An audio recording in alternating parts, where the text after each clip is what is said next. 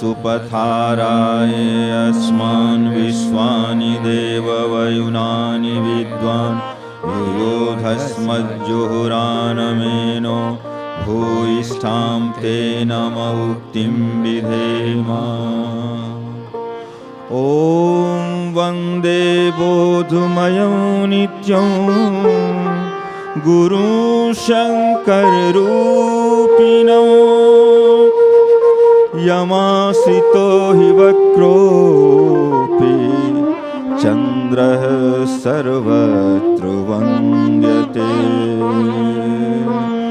ॐ मातरं भगवतीं देवीं श्रीरामं च जगद्गुरुं पादपद्मे तयोः श्रित्वा प्रणमामि मुहुर्मुहुः प्रणमामि मुहुर्मुहुः।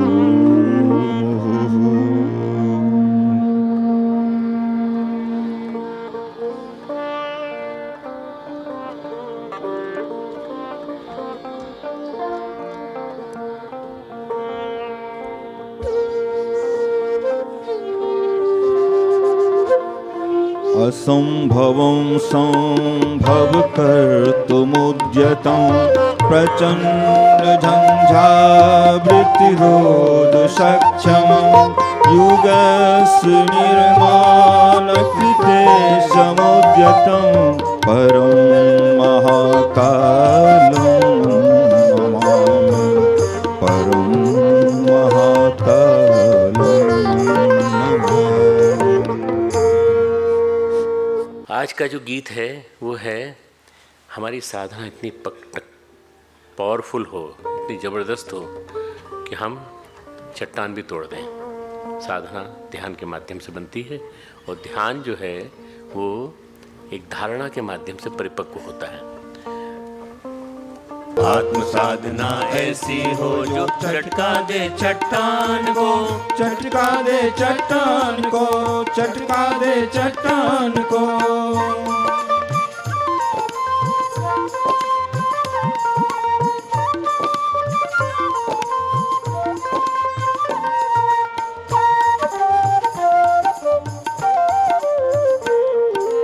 साधक वह जो झेले जग के पाप ताप अभिशाप को, सागर मंथन के पहले जो मतले अपने आप को। साधक वह जो झेले जग के पाप ताप अभिशाप को, सागर मंथन के पहले जो मतले अपने आप को। दे सुधारत्न खुद कर लेता विश्वान है, औरों को दे सुधारत्न खुद कर लेता विश्वान है। तब कर स्वयं ज्योति जग को देना जिसका अरमान है, तब कर स्वयं ज्योति जग को देना जिसका अरमान है। मानव करे वंदना ऐसी, छूले तन मन प्राण को, छूले तन मन प्राण को, छूले तन मन प्राण को। शाश्वत प्राण ज्योति पी जाए अंधकार अज्ञान को, शाश्वत प्राण ज्योति पी जाए अंधकार अज्ञान को। आत्म साधना ऐसी हो जो चटका दे चट्टान को, चटका दे चट्टान को, चटका दे चट्टान को।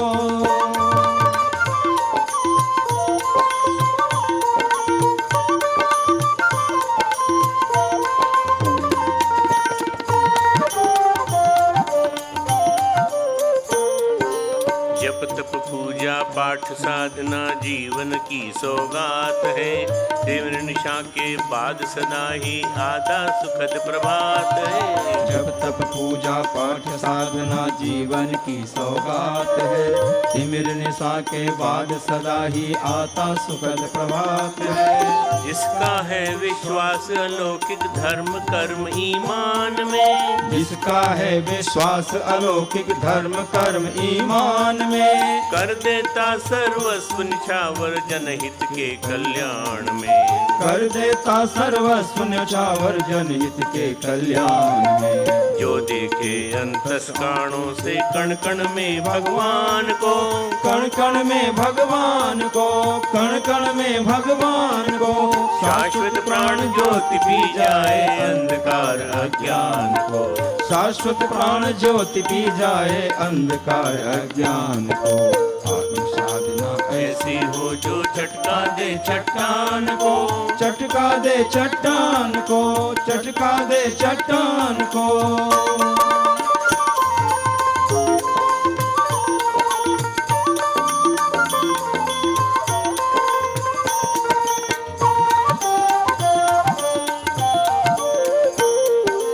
बुझने देता ज्योति नहीं जो शाश्वत ज्ञान मशाल की, करता है परवाह नहीं वह काल व्याल विकराल की। बुझने देता ज्योति नहीं वह शाश्वत ज्ञान मशाल की, करता है परवाह नहीं वह काल व्याल विकराल की। बाटा करता सारे जग को अमर ज्ञान सद्भाव जो, बाटा करता सारे जग को अमर ज्ञान सद्भाव जो। प्रेम सुधा से भर देता है जग के दुख ते भाव को, प्रेम सुधा से भर देता है जग के दुख के भाव को। रात रात भर जाग अकेला लाता नए विहान को, लाता नए विहान को, लाता नए विहान को। शाश्वत प्राण ज्योति पी जाए अंधकार अज्ञान को, शाश्वत प्राण ज्योति पी जाए अंधकार अज्ञान को। आत्म साधना ऐसी हो जो चटका दे चट्टान को, चटका दे चट्टान को। ओम भूर्भुवः स्वः तत्सवितुर्वरेण्यं भर्गो देवस्य धीमहि धियो यो नः प्रचोदयात्। ओम गुरुर्ब्रह्मा गुरुर्विष्णु गुरुरेव महेश्वरः गुरुः साक्षात् परब्रह्म तस्मै श्री गुरुवे नमः। अखण्डमण्डलाकारं व्याप्तं येन चराचरं तत्पदं दर्शितं येन तस्मै श्री गुरुवे नमः। मातृवत् लालयित्री च पितृवत् मार्गदर्शिका नमोस्तु गुरुसत्तायै श्रद्धा प्रज्ञायुता च या श्रद्धा प्रज्ञायुता। आज का जो ध्यान है वो है मैं और तू का ध्यान। मैं और तू, अगर मैं हूँ तो मैं और तू है तो तू, तो हम परमात्मा को तू करके संबोधित कर रहे हैं। और ये ध्यान है जीवन में जब भाव परिवर्तन होता है, जब बोध होता है, तो उसकी परिणति परिणाम और परिवर्तन क्या होते हैं? मैं तू में बदल जाता है, मैं तू में बदल जाता है। पतंजलि कहते हैं देशबंधस चित्तस्य धारणा। देश में एक स्थान पर चित्त को अगर बांध लो तो धारणा, धारणा को एक स्थान पर टिकाए रखो तो वो हो जाता है ध्यान। धारणा को परिभाषित करते हैं तत्र प्रत्येकतांता ध्यानम। एक बार एक सिरे से चले, लगातार बनी रहे, बहती रहे तो धारणा तो ध्यान हो जाता है। योग सूत्र की कहें, योग सूत्र की माने, महर्षि पतंजलि की माने तो वास्तव में ध्यान योग का 7वां चरण है। ध्यान के बाद सीधा समाधि है। ध्यान लग जाता है तो उसके बाद सीधे समाधि की तरफ हो जाते हैं। ध्यान के बाद बोध हो जाता है हमको, awareness about our self, who we are, what for we have come on this earth, ये हमको बोध होने लगता है। ध्यान हमारे आत्मबोध की, आत्मानुभूति की प्रक्रिया में एक मील का पत्थर है। ध्यान आत्मानुभूति की प्रक्रिया में एक मील का पत्थर है। ऐसा कहा जाता है भ्रांति पट है बीच में, इस पार मैं हूँ उस पार तुम हो। हे प्रभु, भ्रांति पट है बीच में, इस पार मैं हूँ उस पार तुम हो। तो ये भ्रांति पट को हटाने की प्रक्रिया ध्यान है। मैं जो बता रहा हूँ, ध्यान क्या है? भ्रांति पट को हटाना, भ्रम को मिटाने की प्रक्रिया, भ्रम को दूर करने की प्रक्रिया, ये ध्यान है। मैं की अनुभूति हम करते रहते हैं, 24 घंटे करते। अगर हमसे पूछा जाए जरा अपने मैं का परिचय दो, मैं का मतलब क्या होता है, तो मेरा नाम रमेश है, मेरा नाम सुरेश है, मेरा नाम जयवर्धन है, मेरा नाम पटवर्धन है, जो भी हम अपने बोलते हैं नाम ऐसे बोलते हैं। और रूप जो हमारे चेहरे की बनावट है, हमारा कहीं फ़ोटो, हमारी कोई ग्रुप आईडी, ग्रुप फ़ोटो हो, समूह चित्र लिया जाएगा तो कहेंगे अरे भाई ये तो मैं हूँ। हमारी जो वोटर आईडी है वो दिखाते हैं तो बोले ये तो मैं हूँ। मैं का जो परिचय है, मैं का जो नाम है, रूप है, उस नाम और रूप के सिवा हम मैं का कोई परिचय नहीं जानते। थोड़ा बहुत परिचय जानते हैं। मैं कॉलेज में प्रोफेसर हूँ, मैं यूनिवर्सिटी में पढ़ाता हूँ, मैं यूनिवर्सिटी में स्टूडेंट हूँ, मैं यूनिवर्सिटी में विद्यार्थी हूँ। ये मैं के इर्द गिर्द हमारा व्यक्तित्व का, हमारे संस्कारों का, हमारे संबंधों का ताना बाना बुना जाता है। अगर हम कहें हमारे जीवन के केंद्र में क्या है, केंद्र बिंदु में क्या है, तो एक ही वर्ड मैं, मी, आई। मैं है तो मेरा है और मेरा है तो तेरा है। मैं से जुड़ी हुई सारी चीज़ें मेरी। अगर मैं कहूँ कि हमारे जीवन का जो व्यापार चल रहा है, जो जीवन की गतिविधियाँ चल रही हैं, उसका केंद्र बिंदु क्या है? मैं। मेरे आसपास चल रहा है सब कुछ। आदमी मैं के चारों तरफ अपना संसार का ताना बाना बुनता है। मैं कौन हूँ? मैं अपना नाम बोलता हूँ, उसके बाद बोलता हूँ कि मेरे आसपास घूमता है। मैं ही मेरे अस्तित्व का, मेरे व्यक्तित्व का केंद्र बिंदु है। और इस मैं को हम पोषित करने की कोशिश करते हैं। हम उसका पोषण करते हैं और जिस विधि से मैं सुखी हो वही हम काम करते हैं। अगर मेरे मैं को कोई चोट पहुंचाता है तो मैं बहुत दुखी हो जाता हूँ, कभी कभी गुस्से में भी आ जाता हूँ। और मेरे अंदर राग और द्वेष की सृष्टि जो होती है वो मैं को लेकर के ही होती है। जो हमको सम्मान देता है हम उसको वो प्रिय मानते हैं, और जो हमारे मैं को तोड़ता है, मैं को चोट पहुंचाता है, दुख देता है, हमारी घृणा का कारण बनता है। हम सहन नहीं कर पाते, हम भुला नहीं पाते ऐसे व्यक्ति को। इस मैं को हम नहीं भूल पाते। मैं ही सृष्टि का केंद्र बिंदु है। मैं ही हमारी सृष्टि का, हमारी जो मूल माइक्रोकॉस्मोस है, इसका केंद्र बिंदु मैं है। होश में, बेहोशी में, चेतना में, मूर्छा में हम अपने मैं को तलाशते रहते हैं। हम कहीं एकदम से अजनबी स्थान पे पहुंच जाते हैं तो बोलते हैं अरे मैं कहाँ आ गया हूँ, मैं कहाँ आ गया हूँ।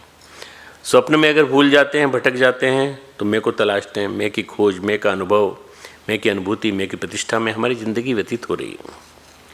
ये बात अलग है कि जब हम खोजते हैं, धर्म की बात खोजते हैं, अध्यात्म की बात खोजते हैं, गुरुओं की बात सुनते हैं, उनकी बात पे मनन करते हैं तो हमें गुरु सूत्र देते हैं।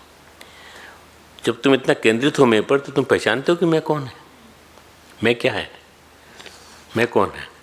रमन महर्षि के कोई जाता था, कथानक है। रमन महर्षि के पास कोई पहुंचता था, प्रश्न करता था महाराज हमें अध्यात्म की बात बताइए, हमें स्पिरिचुअलिटी के बेसिक लेसन्स समझाइए, अध्यात्म के सूत्र बताइए, अध्यात्म विद्या की अनुभूति कराइए। बोले किसे कराएं, किसे कराएं बताओ। तो बोले सब मुझे कराइए। महर्षि रमन बोले तुमने कभी जाना मैं कौन हूँ? उनकी किताब है महर्षि रमन की, मैं कौन हूँ, मैं कौन हूँ। बहुत सुंदर किताब है, पढ़ने लायक है। तुमने कभी अनुभव किया तुम कौन हो? हाँ ये तो अनुभव हम करते रहते हैं, मैं कौन हूँ रोज़ रोज़ करते हैं। उस आदमी ने कहा किस रूप में करते हो मैं की अनुभूति? अपने व्यवसाय के रूप में। मैं डॉक्टर हूँ, मैं मैनेजर हूँ, मैं एमएलए हूँ, मैं मिनिस्टर हूँ। मैं की अनुभूति अपने नाम के रूप में, मैं की अनुभूति अपने रूप के रूप में करते। तुम्हारी जो अनुभूति है बदलती रहती है, परिवर्तित होती रहती है। अगर हम छोटा सा एक्सपेरिमेंट करें, हमारे घर में बच्चा पैदा हुआ नया, ताज़ा बिल्कुल अभी आया हुआ और उस बच्चे का हम एक फ़ोटो ले लें, फ़ोटो खींचें नियमित रूप से, डेली एक फ़ोटो लें। बच्चा जब हॉस्पिटल में जन्म लिया और नर्स ने उसको आपके हाथ में पकड़ाया कि लीजिए आपको बेटा हुआ है, तो बेटा आ गया हमारी गोद में, नवीन सदस्य आ गया। वो अवाक आश्चर्यचकित नेत्रों से हमको देखता रहता है। उसको नहीं मालूम कि माँ कौन, पिता कौन, जिसने हमको गोद में लिया ये कौन, नहीं जानता, वो नहीं जानता। पर उसी क्षण उसकी तस्वीर खींचें और रोज़ एक तस्वीर खींचें, रोज़ डेली। उसमें नीचे डेट लिख दें, आज इस तारीख को हमने खींचा, आज क्या है 13 फरवरी को हमने खींचा, कल खींचा 14 फरवरी को हमने खींचा, 15 फरवरी को खींचा। ऐसे हम खींचते चले जाएंगे। जब वो पिता की उंगली पकड़ के चलता है तो उसके मैं के इर्द गिर्द सारा संसार बुना जाने लगता है। उस बच्चे का कोई मैं नहीं था, उससे कोई पहचान नहीं थी, उस शरीर की भी नहीं, जिस हॉस्पिटल में पैदा हुआ उसकी पहचान नहीं थी, उसे उसकी माँ की भी पहचान नहीं थी, उसके पास कोई भाषा नहीं थी, उसके पास कोई बोध नहीं था, बस उसके पास भाव था केवल चकित होने का।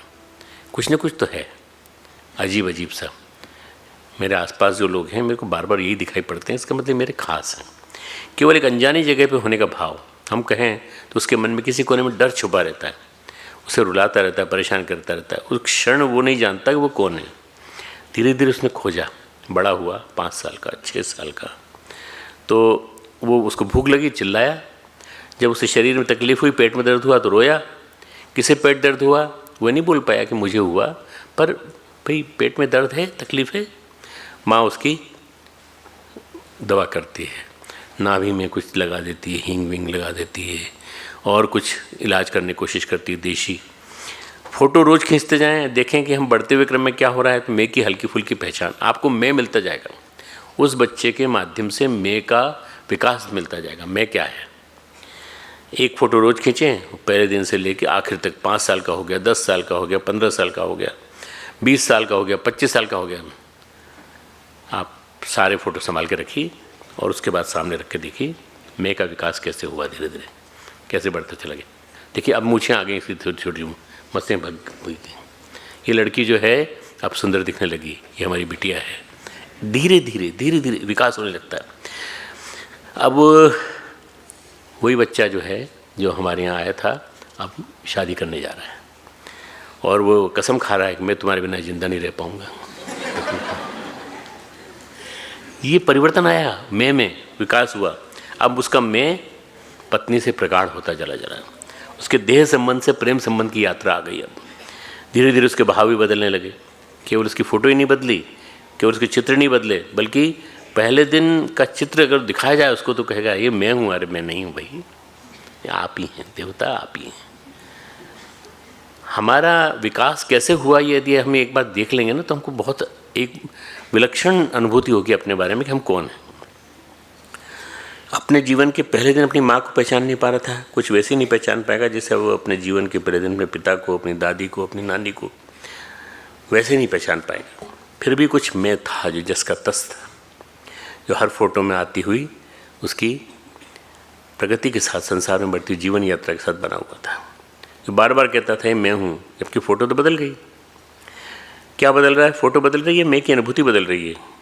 एक्चुअली कुछ भी नहीं बदल रहा है। व्यक्ति जो है धीरे धीरे बढ़ते बढ़ते बढ़ते 60 साल में, 70 साल में, 80 साल में जब अंतिम श्वास लेता है, चिता पर विश्राम करता है, तो वो मैं कहाँ गया? चिता के लपटों के बीच में मैं कहाँ खोया? मैं जन्म लिया, मैं मर गया, बस ख़त्म। हमारी ज़िंदगी इसी के बीच की कहानी है, जन्म लिया और मर गया, इसके बीच की कहानी है।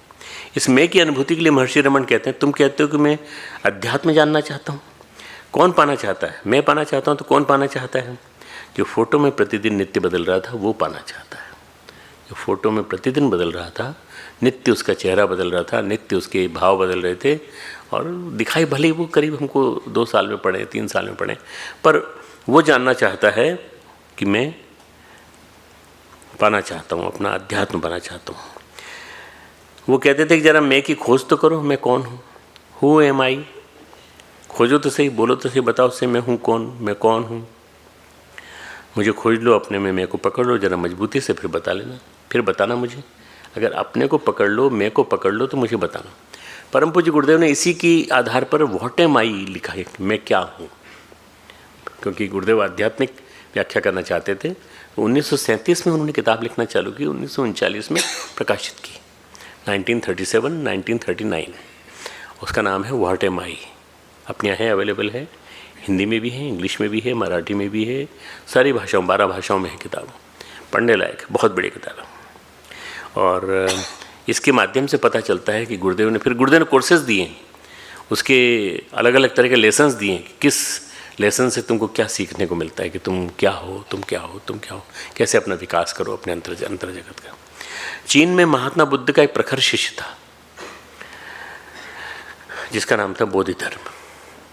वो चला गया चीन, एक ज्ञानी शिष्य पहाड़ पे, इन पे हिमालय के पहाड़ पे अपना रास्ता बनाता हुआ गया, और उसने कहा कि मैं बुद्धत्व को सिखाने आया हूँ तुमको, Buddhism, I come to teach you Buddhism. और उसके लिए उसने उनकी चीनी भाषा भी सीखी और उनको भी अपनी भाषा सिखाई। उसका नाम था बोधिधर्म। बोधिधर्म चीन गया, कुछ अद्भुत, कुछ विचित्र टाइप का आदमी था, कुछ विलक्षण टाइप का आदमी था। विचित्र सा व्यक्तित्व था, उसके व्यक्तित्व में एक चुंबकत्व था, एक आकर्षण था, अद्वितीय सी अनुभूति थी और व्यक्तित्व में अलौकिक आभार थी। जो उसके पास आते थे महसूस करते थे। कभी हम साधु महात्माओं के पास जाते हैं तो कभी कभी अपने कष्टों को लेकर के जाते हैं, अपने अभावों को लेकर जाते हैं, अपनी पीड़ा को लेकर जाते हैं। इसी तरह से उसके पास भी बहुत लोग आते थे। बौद्ध धर्म का प्रभाव भी बहुत बड़ा, धीरे धीरे धीरे धीरे। बौद्ध धर्म बोलता नहीं था लेकिन लोग उसके पास जाते थे। बौद्ध धर्म बातें नहीं करता था, घूरता रहता था बस, तो उसको सबको जो आता था उसको अच्छा ज़्यादा नहीं बोलता था। एक मोटा सा सोंटा रखता था अपने पास में और जहाँ किसी ने ज़्यादा बोला वहाँ जोर से ज़मीन पे मारता था तो चुप हो जाता था वो सामने वाला। बस चूँकि चीन में बुद्ध का प्रभाव, बुद्ध की आभा, बुद्ध की प्रभा फैल चुकी थी, इसलिए जो बुद्ध की परंपरा में वहाँ जाता था लोग उसकी बड़ी इज्जत करते थे। तो लोगों ने उसका सम्मान किया, बहुत सम्मान किया। उसके बारे में ये बात थी कि बुद्ध का ज्ञानी जन आया हुआ है तो ये बहुत ज़्यादा जानता है, ज्ञानी ज्ञानी, बोलता कुछ नहीं है पर वो सोंटा जो रखा हुआ है ना उससे पता चलता है कि इसके पास जरूर कोई ना कोई है, ज्ञान है। बुद्ध की सोंटा जानते हो क्या होता है? हंटर है वो, मारने वाला। बुद्ध की परंपरा में खिला हुआ फूल आया है, एक ऐसा फूल आया है जिसकी सुगंध फैल रही है। लोगों ने सोचा जिसका व्यक्तित्व महक रहा है, चारों तरफ फैल रहा है, लेकिन इतना विचित्र क्यों है? इतना करुणावान थे बुद्ध। लोगों जो लोग गए थे चीन से उन्होंने देखा था करुणावान हैं बुद्ध। बुद्ध तो बड़े करुणावान थे, बड़े सरल थे, लेकिन ये तो बड़ा विचित्र बेढब आदमी है। बढ़ते बढ़ते उसकी ख्याति चीन के सम्राट तक पहुंची। चीन के सम्राट से लोगों ने कहा कि एक विचित्र सा व्यक्ति आया महाराज, पर आपको दर्शन करना चाहिए उसके, है बड़ा ज्ञानी। चीन का सम्राट गुणग्राही था, गुणों का सम्मान करता था, इसलिए उसने कहा मैं दर्शन करने जाऊंगा। भीड़ भाड़ कब नहीं होती? बोले सवेरे नहीं होती। सवेरे नहीं होती? अच्छा ठीक है। सवेरे सवेरे गया 4:30 बजे ब्रह्म मुहूर्त में और कहा उसने, भगवान हे प्रभु मुझे बोध दीजिए, आप बोधि धर्म नाम है आपका, बोध दीजिए। किसे दूं? किसे दूं? बोले मेरी भी कुछ परेशानियां हैं, राजकाज की परेशानियां। किसे परेशानियां? तू बता तू कौन है? मैं चीन का सम्राट हूँ। नहीं ये तो तू मैं करता है, इसको पकड़ के रख, मैं तुझे एक डंडा मारूंगा नहीं तो। ये रखा हुआ पास में, इस मैं को पकड़ के रख, छोड़ना नहीं। अब बता तू कौन है? बोलते नहीं बना उनसे। सम्राट ने सोचा बड़ा विचित्र आदमी है। बोले सवेरे सवेरे तू रोज आना मेरे पास और आना जरूर, नहीं तो तेरे दरबार में मैं पहुंच जाऊंगा। बड़ी फजीहत होगी तेरी, आना जरूर। तू मैं की खोज कर, इस बीच तू मैं की खोज कर, तेरा मैं कहाँ है? मैं कहाँ है? मुझे पकड़ के ला, तेरा मैं कहाँ है? और नहीं लाया तो मैं तेरी पीठ पर एक डंडा मारूंगा, वही सोटा लगाऊंगा। चीन के सम्राट बोला लोग कहते थे बड़ा विचित्र आदमी है, बड़े विचित्र व्यक्तित्व का आदमी है, पर बड़ा आकर्षण भी है इसके अंदर, एक भयभीत करने वाला वातावरण भी है इसके अंदर। चीन का सम्राट गया, बोले मैं क्या करूं, समझ में नहीं आ रहा। मुझसे सवाल पूछता है मैं कौन हूँ? मैं बोल तो रहा भाई मैं राजा हूँ यहाँ का। अरे वो बोलता है नहीं ये नहीं, तू असली में बता वास्तव में तू क्या है? तू बैठ खोज अपने मन को, मैं हूँ कौन? 1 दिन हुआ, 2 दिन हुआ, 4 दिन हुआ। उसका डर, बोधि धर्म का जो डर था, एक दिन धीरे धीरे करके बढ़ता गया। एक दिन चीन का सम्राट बैठा था, सवेरे का समय था, वातावरण में तारे खिले हुए थे, चंद्रमा भी थोड़ा खिला हुआ था। पेड़ की पत्तियों में, पेड़ की टहनियों में कलरव पक्षियों का गूंज रहा था, चंद्रमा की किरणें भी पड़ रही थीं। बोधि धर्म जग रहा था, कभी हंस रहा था, कभी मुस्कुरा रहा था। कभी चीन के सम्राट के, अब दोनों मिल गए ना आपस में, वो आया मिलने से। कभी चीन के सम्राट की ओर देख रहा था, चीन का सम्राट बड़ी गंभीरता से उस पेड़ के नीचे बैठा हुआ था। अचानक उसकी आंखें बंद हुई, उसकी आंखों से आंसू ढलने लगे सम्राट के, और मुस्कुरा उठा, हंसने लगा। देर तक ऐसी स्थिति बनी रही। बोधि धर्म बोले बता तेरे कष्ट कहाँ हैं, अब कहाँ है तेरी तकलीफ है, तेरी परेशानियाँ? सम्राट बोला अब कुछ नहीं है, नहीं कहीं कुछ नहीं। क्यों? तू बता कौन है? बोले कह नहीं सकता, लेकिन मैं पहचान गया हूँ। गूंगे का गुड़ है ये, गूंगा बोल नहीं सकता, मीठा है, मुस्कुरा के बता सकता है। उपनिषद कहते हैं अवांग मानस गोचरम, अवांग मानस गोचरम। वाणी से कहा नहीं जा सकता, पर अपनी भावाभिव्यक्ति से समझाया जा सकता। मन से पकड़ा तो नहीं जा सकता, लेकिन कुछ तो है तेरी कोई समस्या? नहीं, कोई समस्या नहीं है। परतें उघड़ गई, हर उघड़ती परत के साथ, हर छिलती परत के साथ, प्याज के जैसे छिलके होते ना, देखे तुमने? नहीं खाते तुम लोग? नहीं खा, तुम भी नहीं खाते? देखो झूठ नहीं बोलना, तुम लोग भी झूठ मत बोलना। भाई खाता मैं भी नहीं हूँ, पर किसी ज़माने में जब मैं खाता था तब मेरे को मालूम है कैसा होता है प्याज, इसलिए तुम लोग भी झूठ मत बोलो, ठीक है ना? यहाँ तो नहीं खाते अपने यहाँ? प्याज के छिलके एक एक करके निकालते जाओ, दूसरी परत निकालो, तीसरी निकालो, चौथी, पाँचवीं, आठवीं निकालते जाओ, उसके प्याज के भीतर क्या मिलेगा? कुछ मिलेगा? कैसे मालूम तुमको? गांठ खुल गई, खुलते खुलते कहाँ गई? रमन महर्षि भी यही किया करते थे, गांठ खोला करते थे धीरे धीरे। अब समझा कि तू कौन? ये कह के बोधिधर्म हंसे, बोला मैंने तुझे समझा दिया, मेरे डंडे ने तुझे समझा दिया। महाराज समझाया आपने, चीन का सम्राट धन्य हो गया। रमन महर्षि कहते थे मैं कौन हूँ? पहले इस प्रश्न का उत्तर लाओ, तुम्हारी समस्याओं का निवारण और निर्धारण हम बाद में करेंगे। कबीर कहते हैं हैरत हैरत है सखी, हैरत हैरत है सखी। हैरना कहते हैं जानने की कोशिश करते करते, मैं तो गया हैराए। हैरत हैरत है सखी, मैं तो गया हैराए। देखते देखते देखते देखते मैं तो खो गया। हैराए मतलब मैं खो गया। हैरत हैरत सखी, हैरत माने देखना होता है और गांव की भाषा है, ग्राम्य भाषा का शब्द है। कबीर ग्रामीण संस्कृति के थे, इसलिए उन्होंने वही शब्द लिए हैं, हैरना और हैराना। हैरना कहते हैं देखने को, हैराना कहते हैं खोने को। हैराना यानी मैं तो गई हैराए, मैं तो खो गई देखते देखते। कबीर कहते हैं जब मैं था, और ये झूठा मैं है, ये झूठा मैं, ये जिसको मैं कह रहा हूँ कि मैं हूँ, इसके इर्द गिर्द सारा व्यापार बुना जाता है, सारा व्यापार बुना जाता है, सारा कारोबार चलता है, हमारा सारा संसार जो चलता है उसके लिए कबीर कहते हैं जब मैं था तब हरि नहीं, अब हरि है मैं नाई, प्रेम गली अति सांकरी तामे दोनों समाए। ठीक है ना? जब इतना बढ़िया उनका लेखन है और वो बता रहे हैं मैं और मेरा का विस्तार चल रहा था, तब हरि नहीं दिखते, केवल भ्रांति पट बढ़ता जाता है। आज का सारा संसार, आजकल की सारी दुनिया पूरी की पूरी इसी मैं के चारों तरफ है। टेक्नोलॉजी बढ़ गई, मैं के बढ़ावे से, तकनीक बढ़ा, विज्ञान बढ़ा, हर जेब में स्मार्टफोन आ गया। आपके पास नहीं है, मैं जानता हूँ, सबके पास है, और जिसके पास होगा उसको पकड़ा जाएगा वो। इसलिए आप लोगों के लिए नहीं, मैं तो आम दुनिया के लिए बात कर रहा हूँ। ठीक है? बच्चे के पास भी आ गया, बड़ों के पास भी आ गया है। 9th क्लास के बच्चे के पास भी है, 11th और 12th क्लास के बच्चों के पास भी है, पर यूनिवर्सिटी के बच्चों के पास नहीं है। भाई मैं तुम पे विश्वास रखता हूँ ना, इसलिए बोल रहा हूँ, और तुम जिस दिन वो विश्वास तोड़ोगे मैं उस दिन दंड दूंगा तुमको।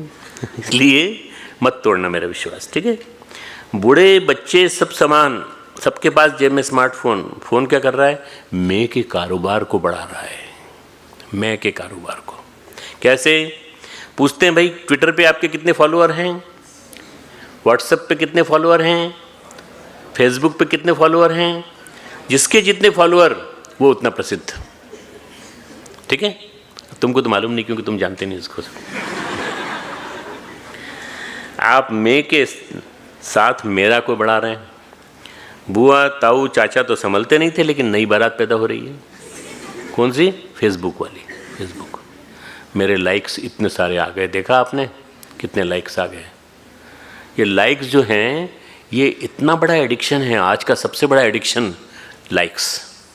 मुझे पसंद करने वाले, मुझे चाहने वाले देखिए कितने। जितने फेसबुक पर संबंधी होते हैं, शादी पर, हमारे मुंडन में, हमारी छठी में बच्चे के इतने लोग नहीं आए थे जितने मुंडन में। बोले कितने लोग आए थे? 5 लोग। आप बुलाने की जरूरत नहीं। क्यों?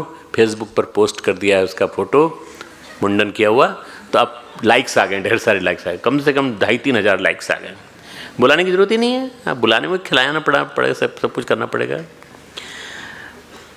मैं क्या कर रहा है, ये क्या कर रहा है? मैं मेरा बढ़ रहा है, मैं और मेरा दोनों बढ़ रहा है, झूठा बढ़ रहा है। ये इसको बोलते हैं स्यूडो मैं, मेरा स्यूडो मैं बढ़ रहा है।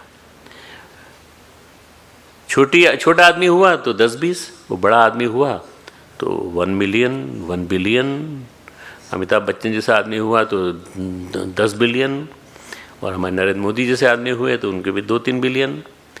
ये इससे क्या होता है बताओ? आप एक एक को देखोगे? नहीं देखो, आपकी काउंटिंग हो गई बस। आपका मैं जो है वो इसके साथ साथ फूलता चला जा रहा है, फूलता चला जा रहा है, बढ़ता चला जा रहा है। मेरे को चाहने वाले, मेरे को पसंद करने वाले कितने सारे। मैं ट्विटर पे गया, ट्विटर पे मैंने अपने कुछ मैसेजेस किए तो मेरे को करीब मिल गए 10,000 लोग मिल गए फॉलोअर। तो लोगों ने पूछा, अरे 10,000 डॉक्टर साहब, आप तो पूरे इतने करोड़ों व्यक्तियों के प्रमुख हैं, फिर आपके इतने क्यों? मैंने कहा मुझे क्या मालूम भाई, मुझे क्या मालूम, मैंने उसके लिए थोड़ी किया था, मैं तो केवल ट्विटर के नाम पे ट्वीट किया था। खैर कोई बात नहीं। कोई नेता हुआ, कोई अभिनेता हुआ, तो गणना 2-4 में नहीं होती, गणना मिलियन और बिलियंस में होती है। बड़ी प्रतिष्ठा का प्रश्न माना जाता है। इंस्टाग्राम पे कितने हुए फॉलोअर, ट्विटर पे कितने फॉलो हुए, ये सब के सब आज प्रतिष्ठा का प्रश्न बन गया है। और गाली खा के भी बढ़ाने मज़ा आता है। कुछ बोल दिया, कुछ लिख दिया, फिर लोगों ने चिल्लाया, तो बड़ा मज़ा आता है। देखो कितने ट्वीट फॉलोअर आ गए, देखो ये फॉलोअर नहीं, गाली देने वाले लोग हैं जो आपको गाली दे रहे हैं। खुशी होती, चलो इतने लोगों ने हमें गाली, आया तो सही। इतने लोग हैं हमारे आसपास, इतने लोग हैं हमारे आसपास। ये सब क्या है? ये सब मैं का कारोबार है, मैं का कारोबार। मैं के चक्कर में इतना सारे लोग बढ़ते चले गए।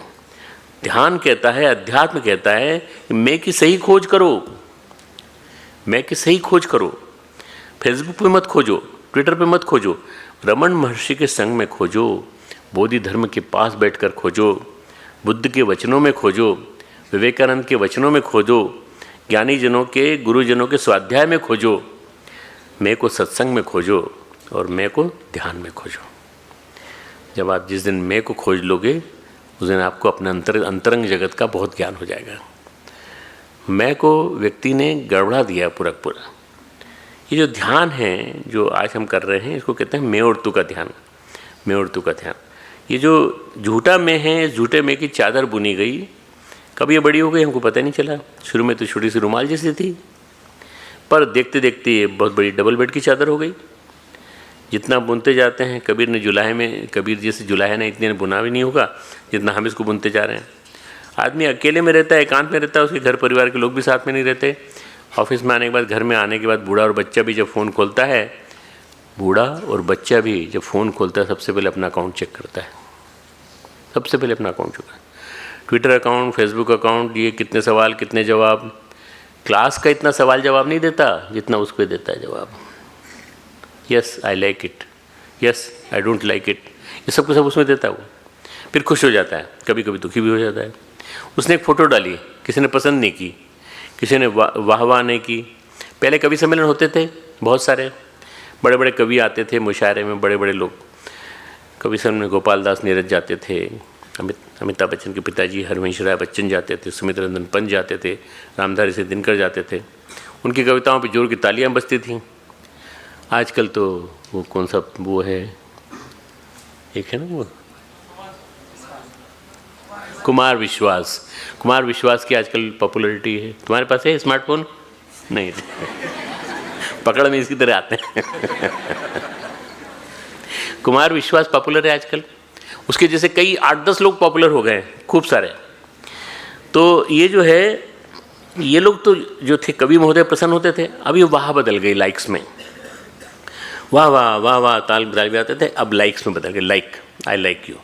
कविता भी नहीं कहती है, कहनी है, फ़ोटो भी खींच के नहीं डालनी है, खाने की थाली की फ़ोटो भी डाल देते हैं। आज हमने ये खाना खाया, देखा आपने, हमारी पत्नी ने कितना अच्छा खाना बनाया, हमने खाया। उसको मैं कुछ खाने जा रहा हूँ, देखो मैं ये खाने जा रहा हूँ, उसका ही फ़ोटो डाल देते हैं। तुम्हारे खाने से तुम्हारे पेट का लेना देना है, औरों का क्या मतलब। थाली में कितने व्यंजन हैं, आज क्या क्या बनाया है, उसकी फ़ोटो देखो। 4 हमारे मित्र, 4 हमारी सहेलियाँ देखेंगी, जलेंगी किसके घर में क्या क्या बनता है। बड़े मुश्किल है, युग बदला, समय बदल गया। 2020 तक आते आते समय बहुत तेज़ी से बदला है, सब कुछ बदल गया, लेकिन मैं का कारोबार नहीं बदला, मैं का व्यापार नहीं बदला। यह ध्यान अनोखी तकनीक देता है। क्या तरीका देता है? एक विधि देता है, एक विज्ञान देता है। कैसे? मैं से थोड़ा हटने की, मैं से थोड़ा बहकने की, और मैं से थोड़ा किनारा करने की, मैं से किनारा करना। ये ध्यान जो आज हम करेंगे, इससे आपकी व्हाट्सएप की और विभिन्न प्रकार की जो तकनीकी खोजें आ गई हैं, उनकी एडिक्शन की जो तकलीफ़ है आपको, वो छूट जाएगी। कहता है, इस मैंने एक ज़माने में कहा होगा, रमन महर्षि ने कहा, मैं तो ये सुना रहा हूँ ना, तो ये तो रिकॉर्ड हो रहा है और वो जा रहा है यूट्यूब पे। यूट्यूब पे जो सुनेगा उसको भी लगेगा कि कुछ ना कुछ तकनीक ऐसी आ रही है।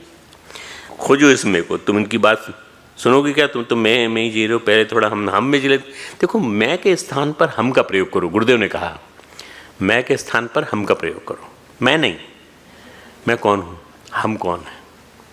हम देव संस्कृति विश्वविद्यालय के छात्र छात्राएँ, हमारे स्टाफ के सदस्य, हम डॉक्टर प्रणव पंड्या के लेक्चर को सुनने वाले परम पूज्य गुरुदेव के अनुयायी।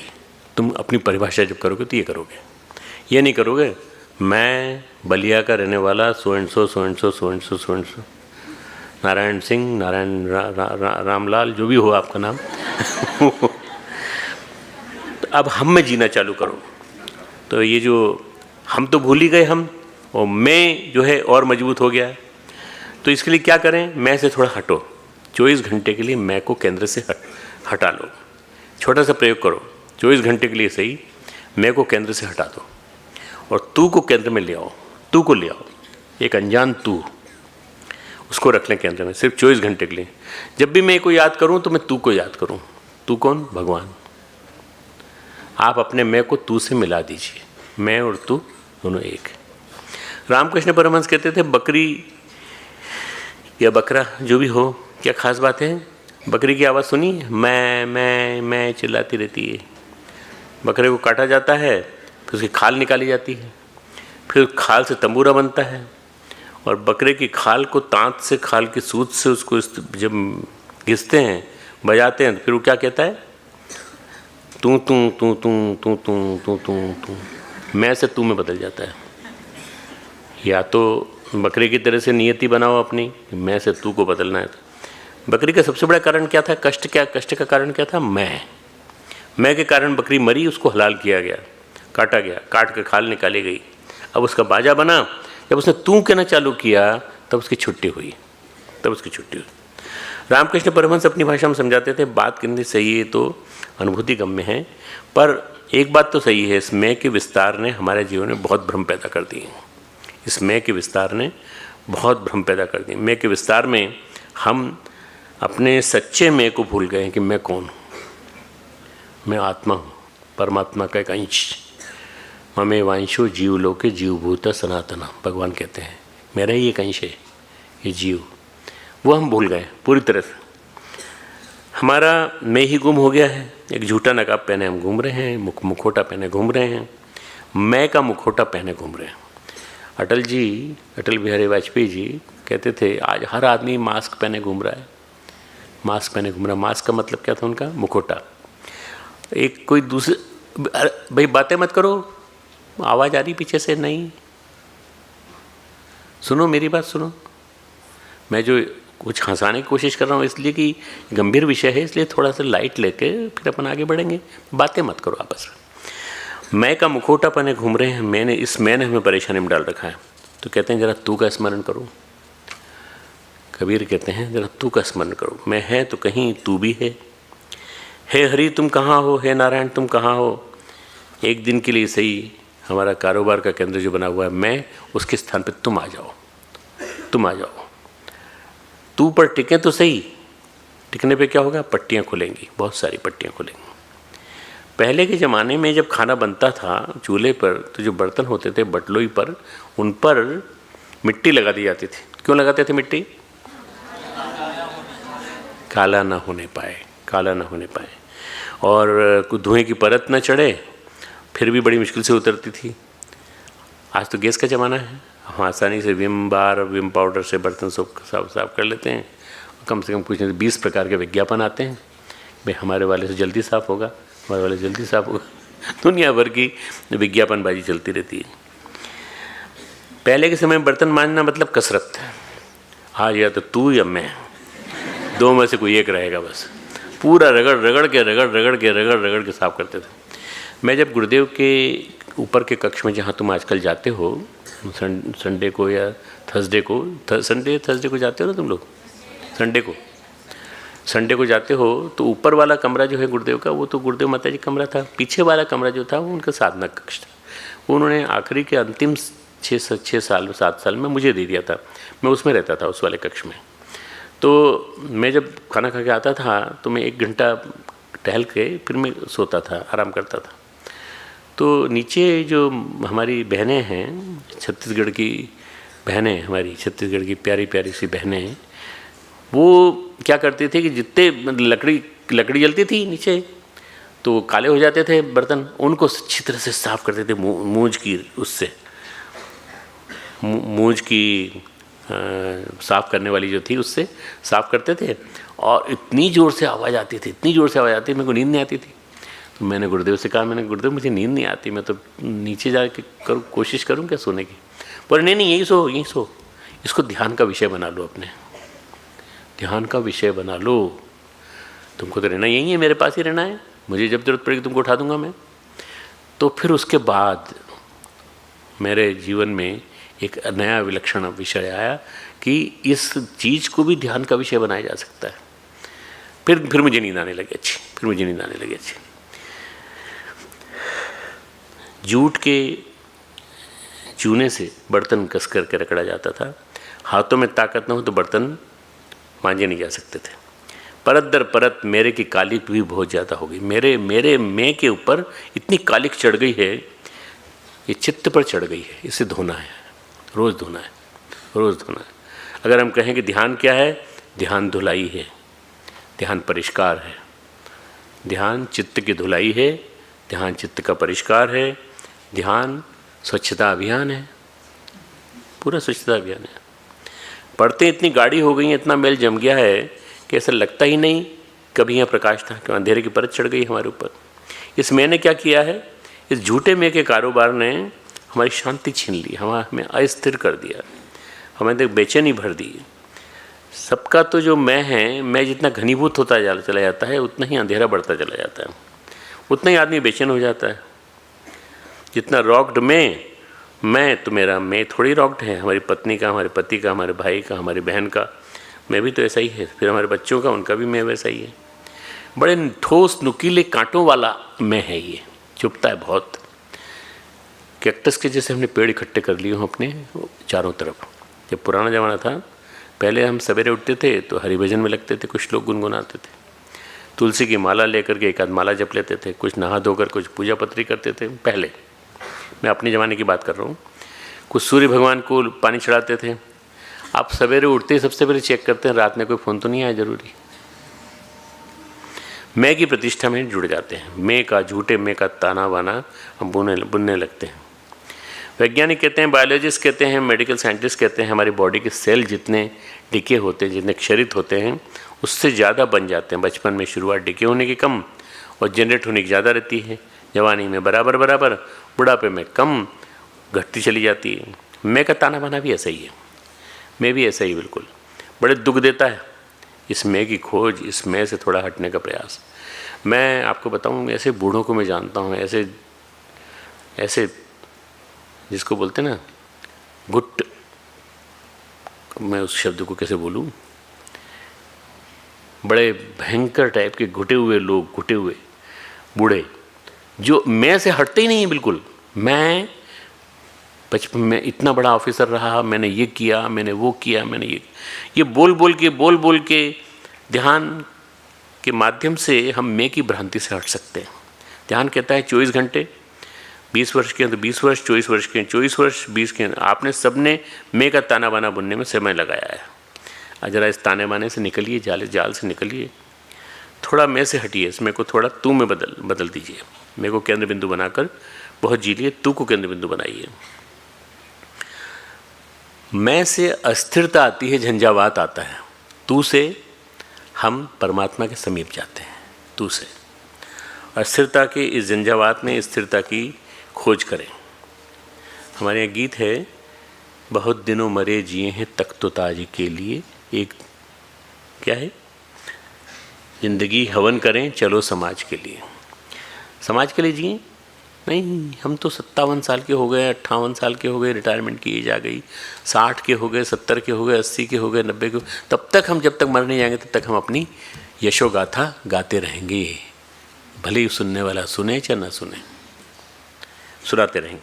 अस्थिरता के झंझावाट में स्थिरता को हम खोजें। अस्थिरता में स्थिर होने की कला, देखो ध्यान की परिभाषा आ रही है कुछ 3-4, नोट करना इसको। अस्थिरता में स्थिर होने की कला ध्यान है। अस्थिरता में स्थिर होने की कला ध्यान है। शोर में संगीत ढूंढने की कला ध्यान है।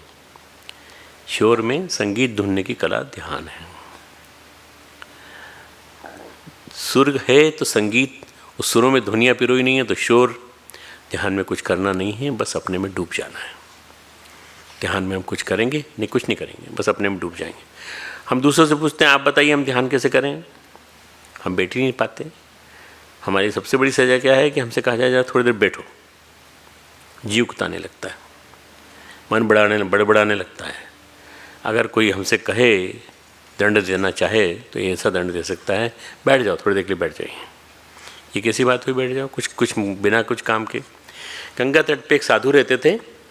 कुछ लोग पहुंच जाते उनके पास, अपनी बात लेकर के तपश्चर्या करते थे, ध्यान करते थे, व्रत उपवास करते थे, पूजा पाठ करते थे, नित्य नैमित्तिक काम करते थे। उन्होंने एक तरीका निकाला।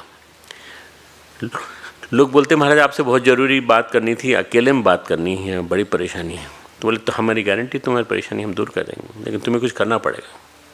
क्या? लो हम तुम्हारे लिए एक माला लेके बैठे हैं, तुलसी की माला, कई ढेर सारी रखी थी उन्होंने। लो 11 माला गायत्री जप करो, उसके बाद हम तुम्हारी बात सुनेंगे। 11 क्या, वो एक माला या 2 माला भी नहीं कर पाता था और रख के चला जाता था माला। इससे अच्छा तो हम किसी के महात्मा के पास जाएंगे, किसी साधु के पास जाएंगे, किसी तांत्रिक के पास जाएंगे, उससे बात कर लेंगे। पर इनसे तो बात करना बेकार। क्यों? तो बैठने को कहते हैं। बैठना एक दंड हो गया आजकल, बैठना दंड हो गया है।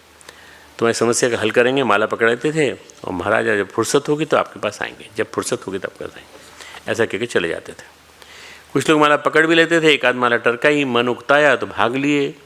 कुछ लोग 2 माला तक पहुँचे, कुछ लोग 5 तक पहुँचे, कुछ लोग मुश्किल से एक आध कोई 11 माला तक पहुँचा होगा। माला जपने का अभ्यास न हो तो 11 माला जपने में भी सुबह से शाम हो जाएगी। और अभ्यास न हो तो क्या करें, टड़क टड़क टड़क टड़क टड़क, मुश्किल से 2 मिनट में एक माला, फिर 2 मिनट में दूसरी माला, 2 मिनट तीसरी माला, 11 दूनी 22, 22 मिनट में आप खड़े होकर बोल दिए सब कर ली माला हमने। अरे 20 मिनट भी नहीं हुए, अभी कर लिए। ध्यान स्थिरता है, ठहराव है, ठहराव है, ठहराव। जीवन में ठहराव आना चाहिए। पहले ध्यान के लिए बैठने का अभ्यास डालिए, पहले तन तो स्थिर हो।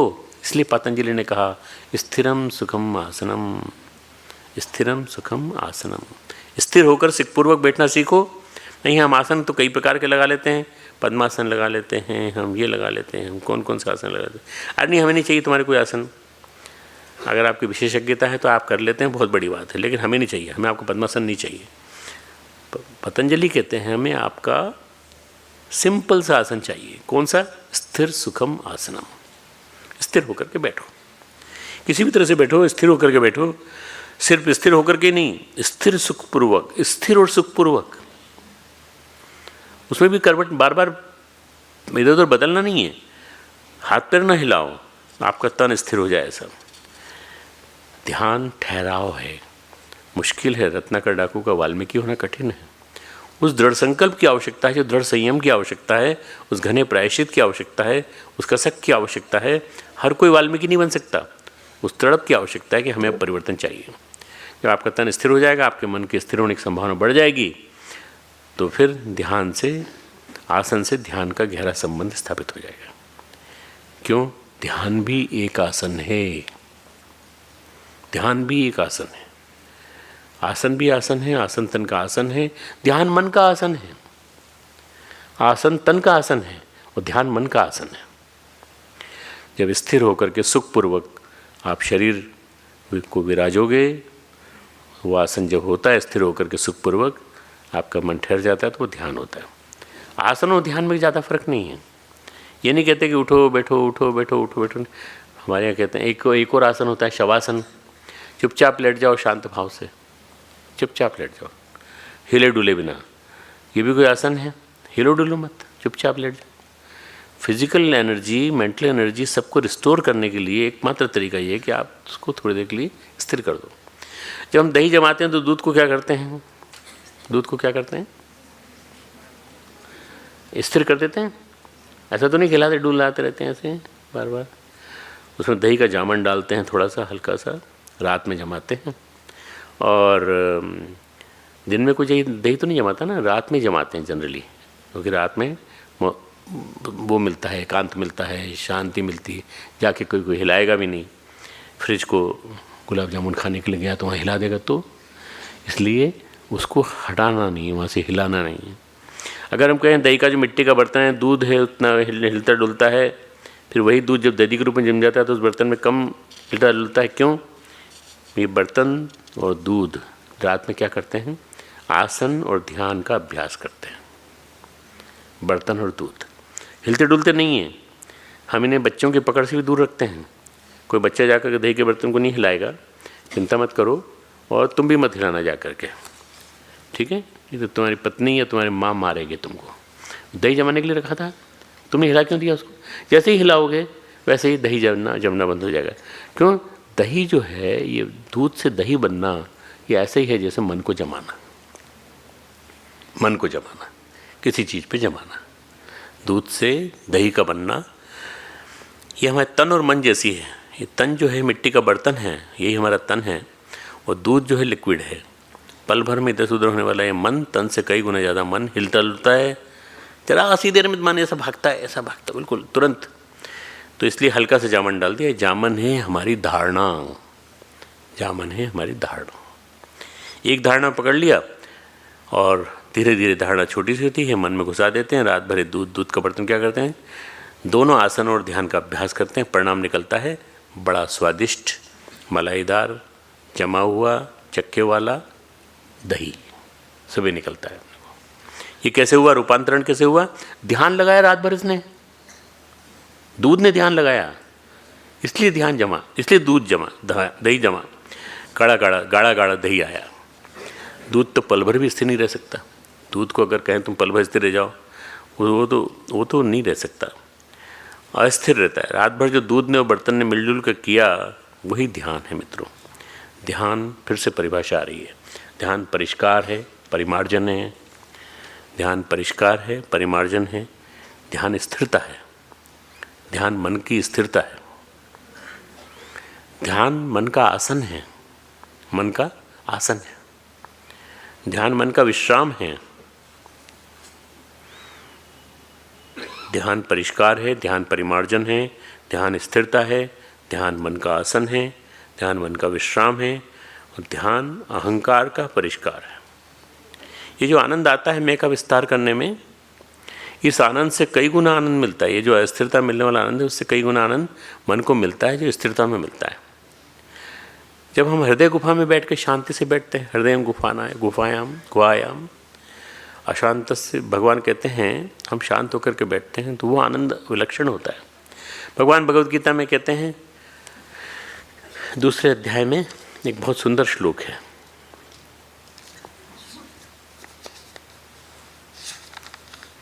नास्ति बुद्धि अयुक्तस्य न च अयुक्तस्य भावना।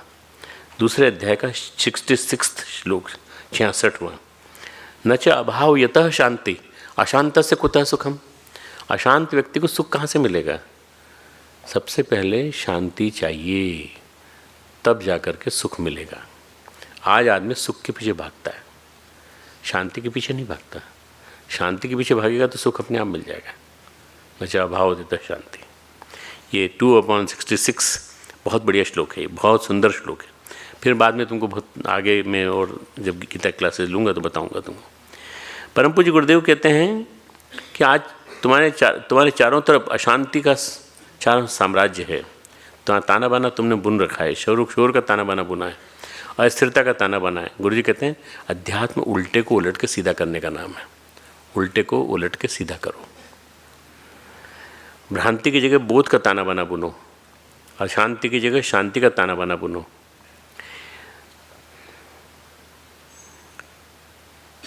ध्यान ठहराव है, पॉज नाम की चीज़ तुमने सीखी होगी, PAUSE कंप्यूटर्स में। पॉज तो लो थोड़ा सा, पल भर रुको। पल भर इसे इस मैं के विस्तार के चक्कर में मैं से दूर हो गए, मैं को खोज नहीं पाए। हमारी उपासना पद्धति में हम गायत्री माता की आरती करते हैं, जब हम भगवान शिव की अभिषेक करते हैं, गणपति की अर्चना करते हैं, जब माँ दुर्गा की पूजा करते हैं, मैं से तू पे जाते हैं, हे माँ तू हमारी रक्षा करना, उन क्षणों में हम मैं को भूल जाते हैं, मेरी रक्षा करना, प्रभु तुम हमारी रक्षा करना। उन क्षणों में हम तू पे चले जाते हैं और टिक जाता है मन। जब टिक जाता है मन तू पे, तो आप तू की धारणा क्यों नहीं करते, आप मैं की धारणा क्यों करते हैं? जब अंधेरा हटना शुरू होता है, गहन भ्रांति दूर हो जाती है, तो उजाला आना शुरू होता है। वैसे तो हम बड़े प्रेम से कहते हैं आरती में, तेरा तुझको अर्पण क्या लगे मेरा। मेरा क्या लगता है? कुछ नहीं।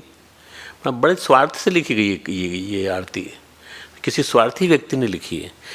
तेरा तुझको अर्पण मेरा क्या लगे मेरा। मेरा कुछ नहीं लगने वाला, एक पैसा भी नहीं दूंगा मैं, जेब में रखा हुआ है छिपा के। तेरा तुझको अर्पण, तेरा तुझको मैं अर्पण कर रहा हूँ। अरे ये इस आरती का मतलब सही होना, सही से समझना चाहिए। साइकोलॉजी में एक शब्द आता है एमनेजिया। एमनेजिया आता है ना शब्द साइकोलॉजी में। एमनेजिया का मतलब क्या होता है? भूलने की बीमारी। भूलने की बीमारी। हम भूल जाते हैं, याद चली जाती है, शॉर्ट टर्म मेमोरी गई, लॉन्ग टर्म मेमोरी चली गई, याद नहीं रहता, भूल जाता है आदमी। अभी भी भूल जाता है, अभी कुछ कहा था मैं भूल जाता हूँ। अर्जुन जब भगवान की शरण में जाते हैं तो कहते हैं कार्पण्य दोषो अपहत स्वभाव प्रच्छामि त्वाम धर्म सम्मूढ़ चेता यच्छ्रेयशा निश्चित ब्रूहितन में शिष्यस्ते हम शादी माम त्वाम प्रपन्नम। मैं आपका शिष्य हूँ, मैं आपकी शरण में आया हूँ, आप मुझे रास्ता दिखाइए। भूल जाता है, भूल गया वो। अब वो 18 अध्याय चलते हैं पूरे। फिर मुझे क्या हो गया है, मुझे रास्ता दिखाओ। जब रास्ता मिल जाता है तो कहता है नष्टो मोह स्मृति लब्धा। मेरा मोह नष्ट हो गया। सबसे पहले मोह को नष्ट करना पड़ेगा। मोह को, हम मोह पे टिके हुए हैं। अपना मोह किताब से, अपना मोह अपने कोर्स से, अपना मोह अपने परसेंटेज से, अपना मोह हमारी डिग्री से। मोह से हट जाओ, निर्मोही हो जाओ। निर्मोही बिल्कुल, अटैचमेंट मत रखो, राग से दूर। स्मृति लब्धा, फिर आपकी स्मृति आ जाएगी, मेमोरी आ जाएगी वापस। अभी आपकी स्मृति गड़बड़ा जाती है, क्यों? क्योंकि मोहग्रस्त हैं आप। त्वत्प्रसादात् मया अच्युत, तुम्हारी प्रसन्नता की वजह से मुझे, हे अच्युत, मुझे ये मिली हैं 2 चीज़ें। तीसरी चीज़ एक और है, स्थितो अस्मि गत संदेह। मैं स्थित हो गया हूँ, मैं बैठ गया, established, I am now established in my self. We do not establish our selves in our selves. हम अपने आप को अपने में स्थिर नहीं करते। तत्प्रसादात् मया अच्युत, ये मोह नष्ट हो गया। आप देखो सारी गतिविधियाँ जो हैं जिनसे मैं और मेरा का विस्तार हो रहा है, ये क्या हो रहा है? ये सब इसी वजह से हो रहा है कि हमें झूठे मैं का संक्रमण फैल गया चारों तरफ। अभी कोरोना वायरस का फैला हुआ है ना, ऐसे कोरोना की तरह से झूठे मैं का संक्रमण फैला हुआ है। आपको मालूम नहीं मैं कौन हूँ, आपको मालूम नहीं मैं कौन हूँ। कहीं लड़ाई हो रही तो वहाँ जाके देखना, यही बातें हो रही होंगी। आपको मालूम नहीं मैं कौन हूँ, मैं अभी सीएम को फ़ोन करूँगा तो पता चलेगा, आपको ट्रांसफ़र हो जाएगा आपका। ये लड़ाई इसी वजह से हो रही है, मैं की वजह से। आज हमको थी, कल बगल वाले को हो गई, बहन को हो गई, सबको हो गई।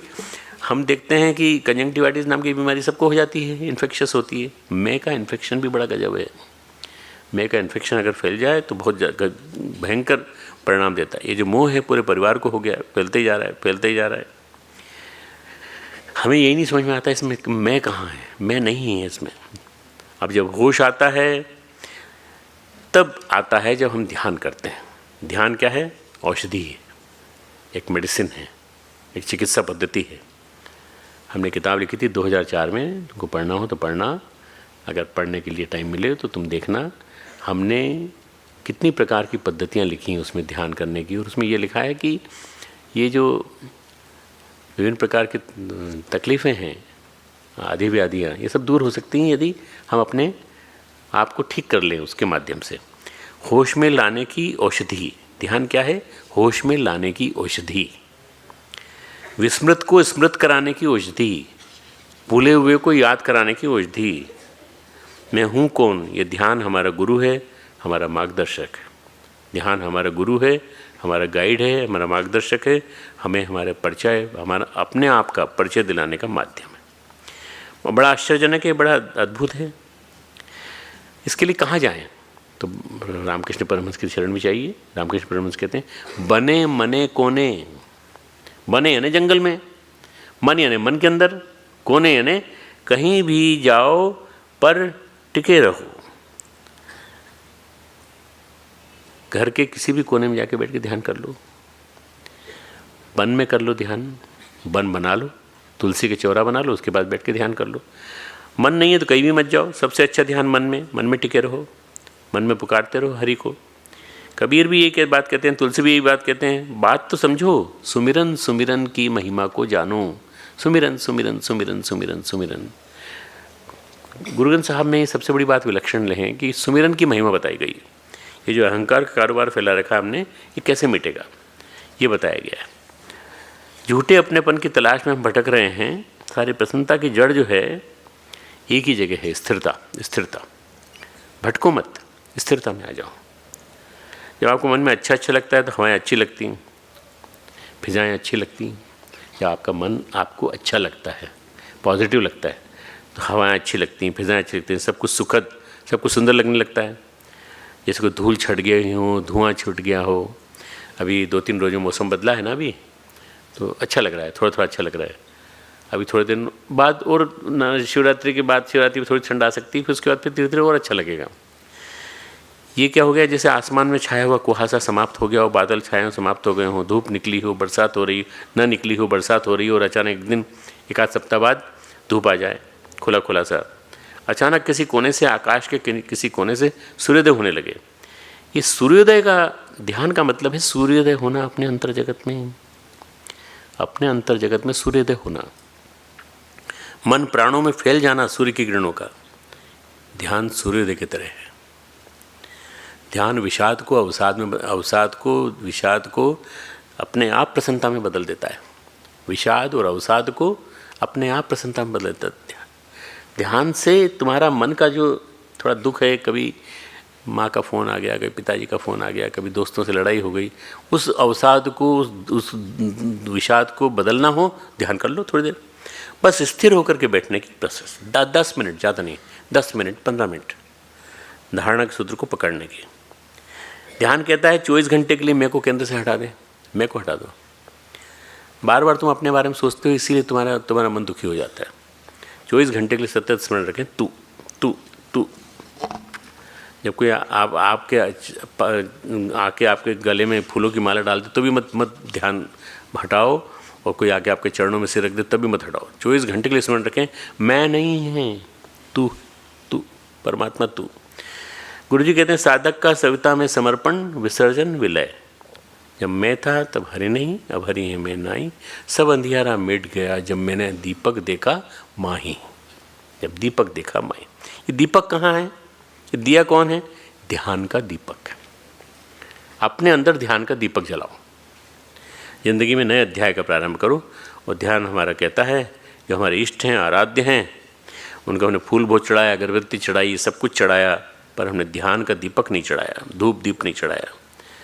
अगर आपने एक दिन भी ये कर लिया तो देखते देखते आपको आनंद आ जाएगा। छोटा बच्चा बेचैन नहीं होता, बूढ़ा आदमी बेचैन होता है। जिसका मैं जितना मजबूत वो उतना ही बेचैन। पैसे वाला ज़्यादा बेचैन होता है, क्यों? क्योंकि उसको पैसे की सुरक्षा है, उसकी चिंता है। बच्चे को कोई चिंता नहीं है, बच्चे को चिंता नहीं। माँ गोद में खिलाती है, डाल जाती है कोने में, और बच्चे की चिंता नहीं रहती। फिर आती है, थोड़ी देर बाद आती है, घूमती है, फिर आती है, देखती है बच्चा कहाँ है, खेल रहा है, वहीं खेल रहा है। मैं से बाहर तू पे चला जाए तो शुद्ध चेतना को खोजना आसान हो जाता है। फिर हम वो तू, वो तत्वमसी में बदल जाता है। सूरदास जी ने कहा है, मैं नाचियो बहुत गोपाल। गोपाल में बहुत नाचा, बहुत नाच लिया, बहुत जगह घूम लिया, बहुत जगह मैंने अपने चक्कर लगा लिए।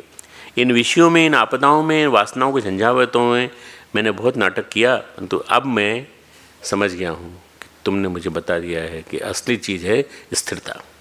स्थिरता, स्थिर होने की कोशिश करो। अब वही रह जाएंगे आप, नहीं मैंने बहुत कर लिया, अब आप ही करो, भगवान ने बहुत कर लिया अपनी रक्षा, अब आप ही समझाओ, आप ही संभालो।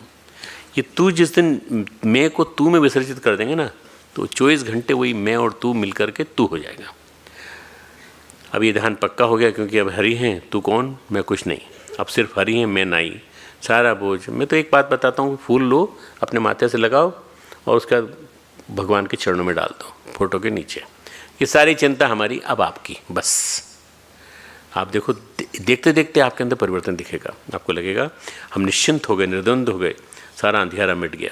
जब दीपक देखा, माई दीपक यहाँ है अंतर जगत में, ये ध्यान का दिया है। मिट गया अंधेरा तो ध्यान का दिया जलाने की बात है, मैं को तू में विसर्जित करने की बात है। लाइट बंद कर दो, ध्यान करेंगे। शांत, बिल्कुल शांत, मन शांत।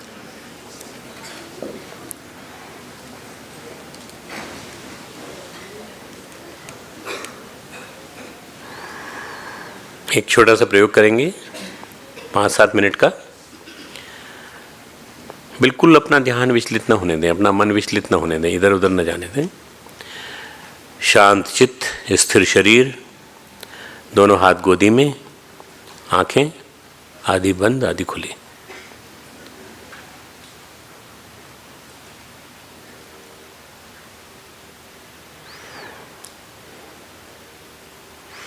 अपने मैं को भूल जाइए थोड़ी देर के लिए।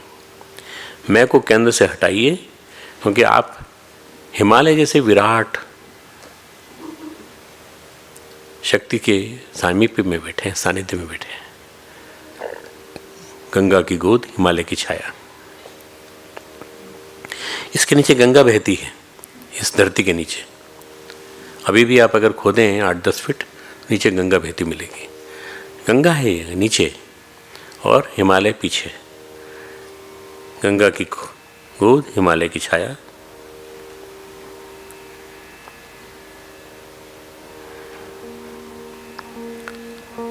सप्त ऋषियों की तपस्थली, शांति कुंज, गायत्री कुंज। प्रकाश का एक ही स्रोत, अखंड दीपक, कितने वर्षों से निरंतर जलता चला आ रहा है। केवल 7-8 साल बाकी हैं जब वो 100 साल पूरे कर लेगा अपने। अखंड अग्नि, नियमित जप, नियमित यज्ञ, नियमित साधना, शांत चित्त।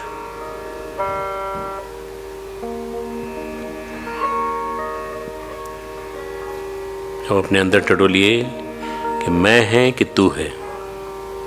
परमात्मा का हमारे अंदर प्रवेश और मैं को हटा करके तू की स्थापना, मैं से तू की ओर। जिंदगी में एक नया अध्याय आरंभ होगा।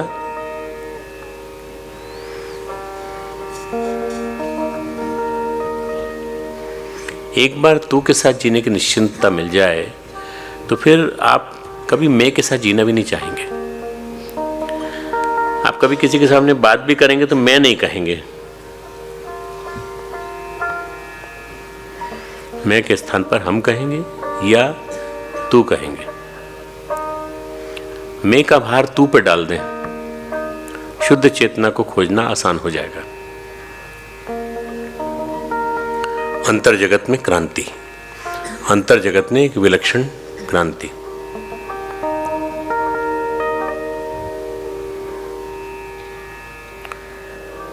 वेदांत के महावाक्य कहते हैं, शिवोहम सोहम सच्चिदानंदोहम तत्त्वमसि अयम आत्मा ब्रह्म। इतने बड़े बड़े वाक्य हैं।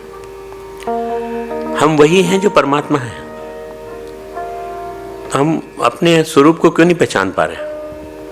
सोहम, शिवोहम, तत्त्वमसि अयम आत्मा ब्रह्म, सच्चिदानंदोहम।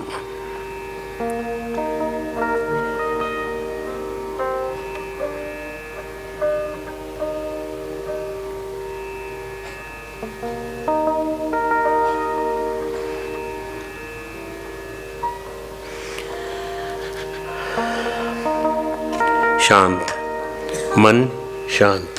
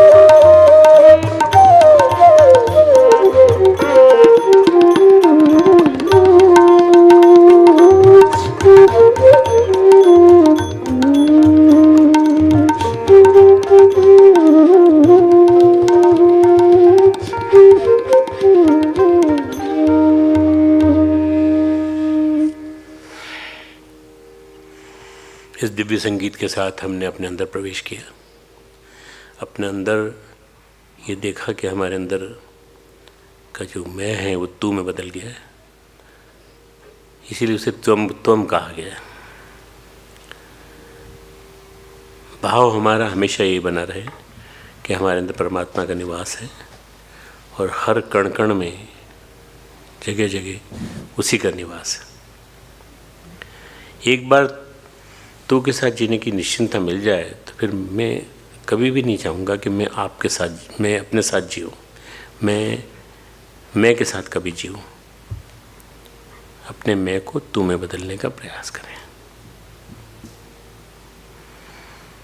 हमारे साथ साथ बोलेंगे, विद्याम च अविद्याम च यस्तद वेदो भयम सह अविद्या मृत्युम तीर्थवा विद्या मृतम अश्नुते।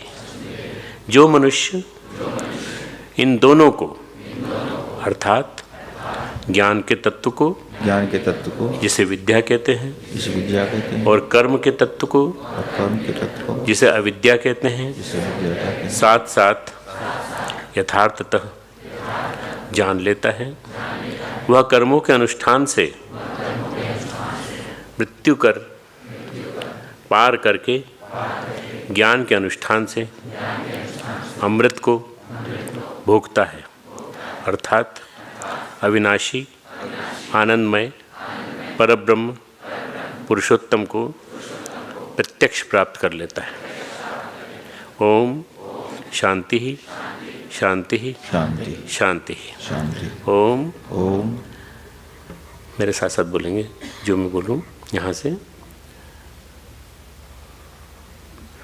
असतो माँ सद्गमय असतो माँ सद्गमय असतो माँ सद्गमय। ओम मृत्योर्मा अमृतम गमय मृत्योर्मा अमृतम गमय। ओम तमसो माँ ज्योतिर्गमय ओम तमसो माँ ज्योतिर्गमय। ओम शांति ही शांति ही शांति। दोनों हाथों को रगड़ें, चेहरे पे लगाएं, लाइट्स ऑन कर दें। अब उस गुरु सत्ता को नमन करें जिस गुरु सत्ता कृपा से ये संभव हो पाए। ओम नमो अनंताय सहस्रमूर्ते सहस्रपादाक्ष शिरोर्वाणे सहस्रनाम्ने पुरुषाय शाश्वते सहस्रकोटि युगधारिणे नमः सहस्रकोटि युगधारिणे नमः। ओम द्यौ शांति अंतरिक्षं शांति पृथ्वी शांतिरापः शांतिरोषधयः शांतिः वनस्पतयः शांतिर्विश्वे देवाः शांति ब्रह्म शांतिः सर्वगुण शांतिः शांतिरेव शांतिः सामा शांतिरेधि। ओम शांति शांति शांति सर्वारिष्ट सुशांतिर्भवतु।